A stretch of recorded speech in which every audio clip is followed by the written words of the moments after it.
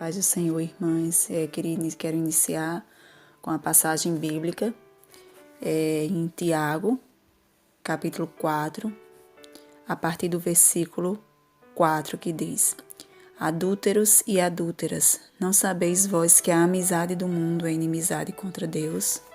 Portanto, qualquer que quiser ser amigo do mundo, constitui-se inimigo de Deus.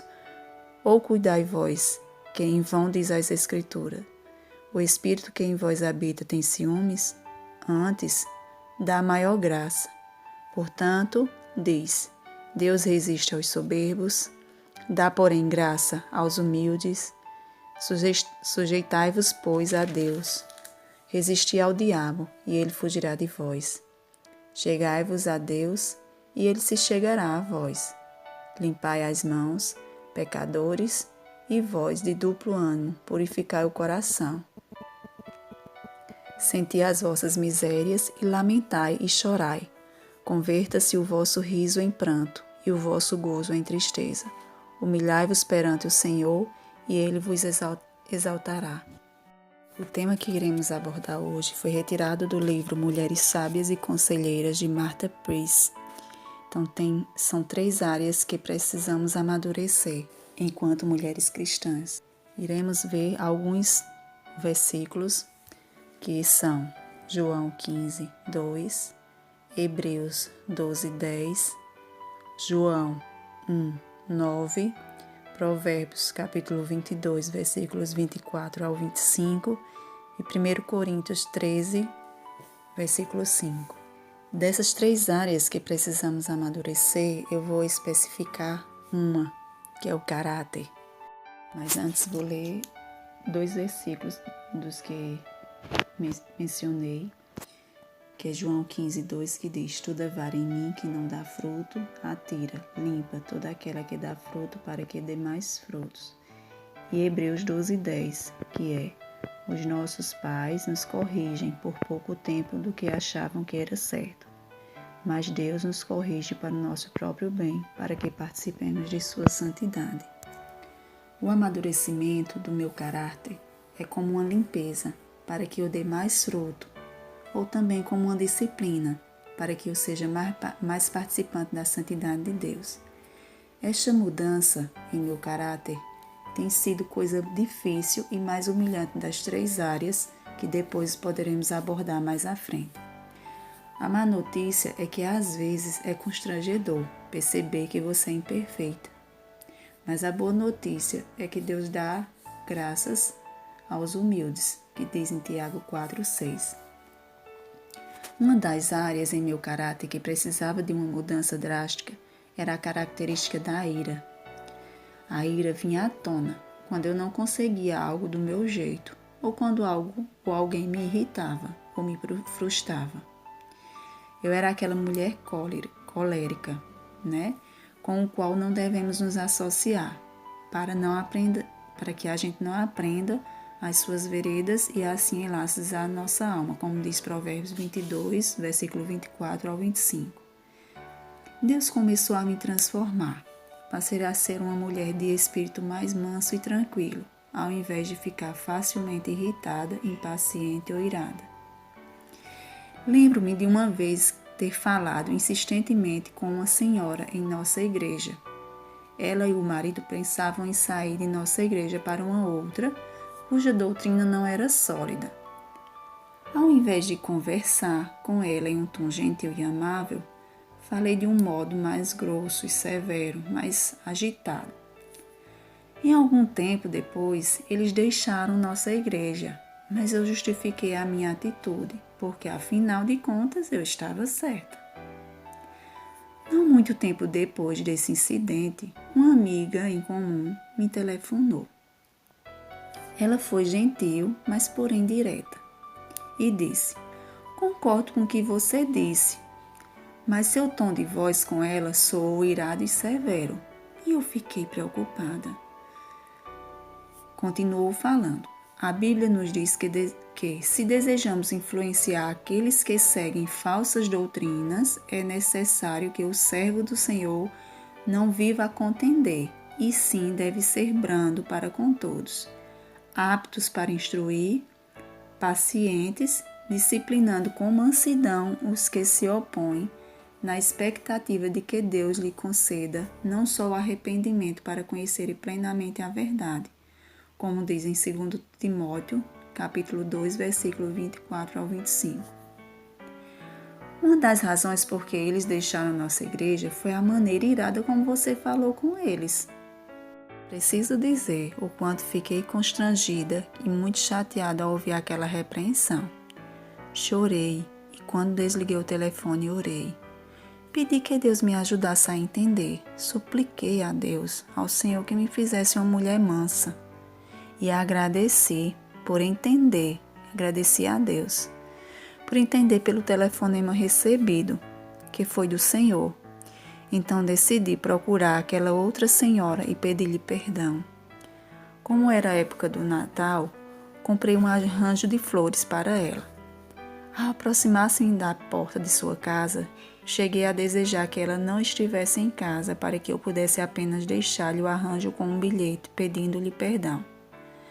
Contudo, ela estava em casa e convidou-me para entrar. Tentei quebrar o gelo dizendo-lhe que trouxera um ramalhete de flores. Pedi-lhe que por favor me perdoasse pelas palavras duras e ela graciosamente o fez. No entanto, eles não voltaram para nossa igreja. Mas aprendi que, ao invés de usar palavras iracundas para alcançar os propósitos de Deus, a mansidão amorosa é o que lhe agrada.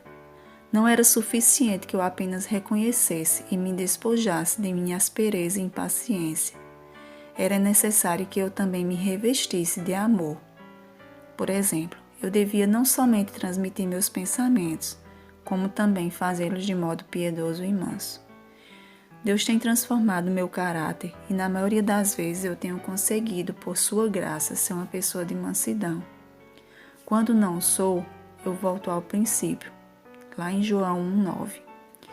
Penso em como deveria ter reagido, peço o perdão de Deus e peço perdão à pessoa a quem ofendi.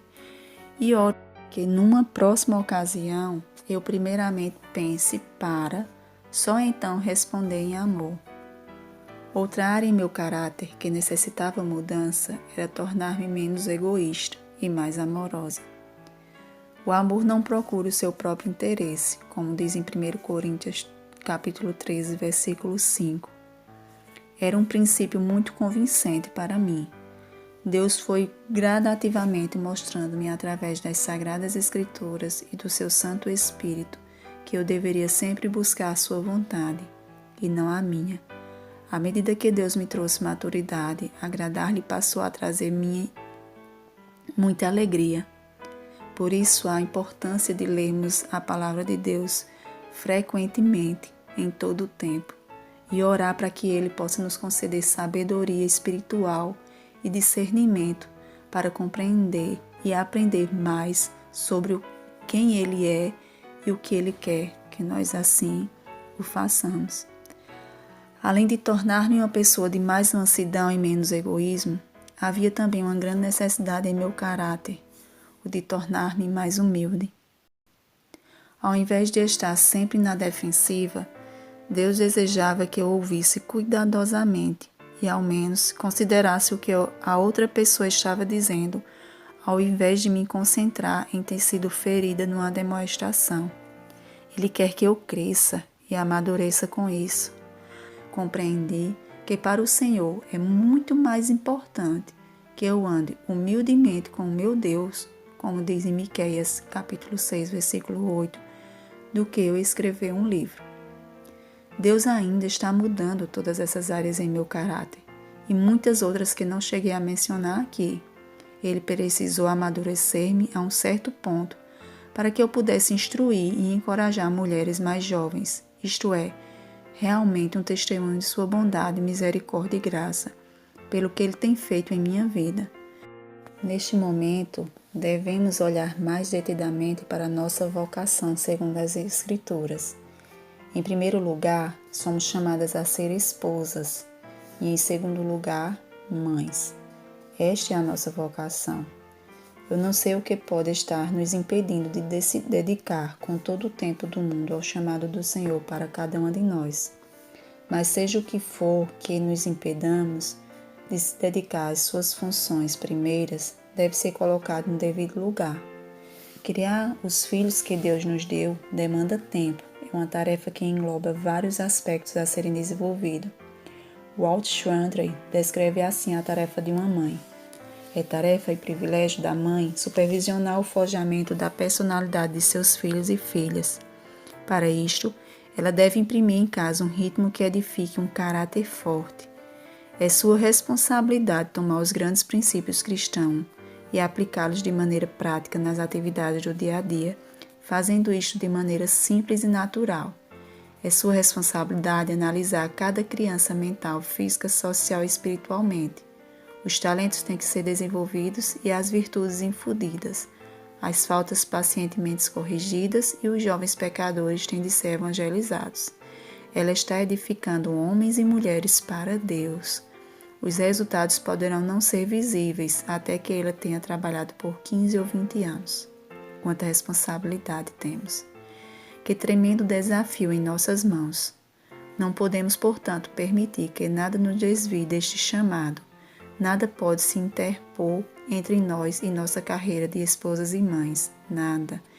Nem os trabalhos remunerados, nem uma carreira de sucesso, nem os estudos, nem riquezas, nem a preguiça, ou a internet ou a televisão. Nem a faxina de nossa casa, ou prover uma alimentação saudável, pode ser mais importante que pastorear a alma dos nossos filhos. Podemos facilmente nos perder em tantas tarefas dentro e fora de casa que nem veremos nossos filhos se desviarem do caminho. Portanto, mulheres, estejam alertas às suas prioridades. Não permitam absolutamente nada te distraia. Um dia seus filhos baterão asas para longe de você. Daí você poderá se dedicar, como desejar, aos trabalhos da igreja e tantas outras coisas, aos enfermos, a um curso. Poderá viajar com seu marido, passar as tardes e aconselhar irmãs. Tudo o que você pensar em fazer, por mais lícito que seja, deverá vir depois da certeza de que não trará prejuízo à carreira de esposa e mãe concedida por Cristo. Este é o seu chamado, este é a nossa vocação. Todo o resto pode esperar, seu casamento e seus filhos não. No dia de hoje, toda a nossa força, toda a nossa alegria, todos os nossos sorrisos, todo o nosso bom humor, tudo de melhor que tem em nós não pode ser desperdiçado em tarefas que não tenham a ver com a nossa família. Eles não podem ficar com os restos de nós. Deles são as nossas primícias. O tempo restante eu posso usar como bem entender, desde que seja para a glória de Deus.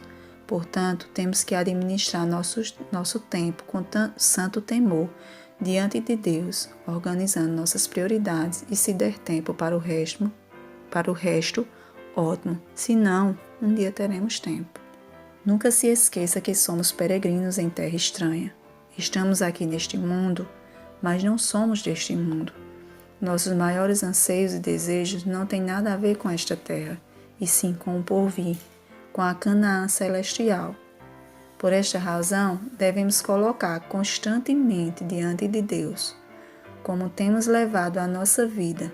Será que temos corrido de um lado para o outro feito loucas, lutando por coisas que perecem? Será que o nosso tesouro pode ser escavado e roubado? Será que temos nos desgastado por coisas que enferrujam? Será que corremos atrás de coisas que não são eternas? Será que temos roubado o tempo das que são eternas? Nunca diga que não tem tempo para investir na disciplina de seus filhos. Se você tem buscado outras coisas em primeiro lugar, se você tiver trocado suas prioridades de lugar, é claro que nunca encontrará tempo para servir a Deus criando seus filhos. Apenas quando aquilo que for premente estiver em primeiro lugar, você terá tempo de se dedicar. Qual é a sua prioridade hoje? A quem você tem servido? Em primeiro lugar, o que tem tomado seu tempo? Suas energias e suas forças? Se você é mãe e a resposta não é em sua família, as coisas estão completamente fora de lugar e, se não forem revertidas a tempo, causarão um dano terrível?